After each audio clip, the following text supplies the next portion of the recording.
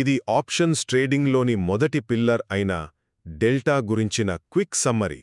అసలు మార్కెట్ కదులుతుంటే మీ ఆప్షన్ ధర ఎలా ఎంత మారుతుందో ఖచ్చితంగా లెక్కించే ఈ డెల్టా గురించి తెలుసుకోవడం ట్రేడర్స్ అందరికీ చాలా ముఖ్యం. సరే, మొదటిది, అసలు ఈ డెల్టా అంటే ఏంటో చూద్దాం.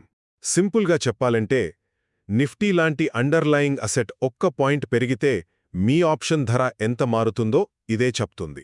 చెప్పాలంటే డెల్టా అనేది మన బండి స్పీడోమీటర్ లాంటిదన్నమాట. మార్కెట్ వేగానికి మీ ఆప్షన్ ఎంత ఫాస్ట్గా రియాక్ట్ అవుతుందో ఇది పక్కాగా చూపిస్తుంది.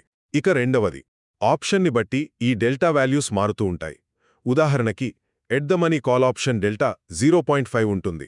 అంటే నిఫ్టీ 100 పాయింట్లు పెరిగితే మీ ఆప్షన్ కరెక్ట్గా 50 పాయింట్లు పెరుగుతుందన్నమాట. అదే deep in the money option అయితే డెల్టా దాదాపు 1 ఉంటుంది. కాబట్టి మార్కెట్తో పాటే మీకు లాభం వచ్చేస్తుంది. కానీ అవుట్ ఆఫ్ ద మనీ ఆప్షన్లు చూడ్డానికి చాలా చౌకగా ఉంటాయి గదా, వాటి డెల్టా తక్కువ కాబట్టి లాభం కూడా చాలా స్లోగా వస్తుంది. చివరగా ఒక చిన్న లాజిక్ ఆలోచించండి. అన్నీ డెల్టా లెక్కల ప్రకారమే జరిగితే మార్కెట్ పెరిగినప్పుడు ఆప్షన్ ధర ఎగ్జాక్ట్గా ఎందుకు మ్యాచ్ అవ్వదు? ఎందుకంటే రియల్ ట్రేడింగ్లో కేవలం డెల్టా మాత్రమే కాదు, గామా, థీటా, వేగా లాంటి ఇతర గ్రీక్స్ కూడా ఆప్షన్ ధర మీద వాటి ఎఫెక్ట్ చూపిస్తాయి. సో సరైన స్ట్రైక్ ప్రైజ్ని ఎంచుకుని మీ ట్రేడింగ్ రిస్క్ని తగ్గించుకోవడానికి డెల్టా అనేది ఖచ్చితంగా మీ బెస్ట్ వెపన్.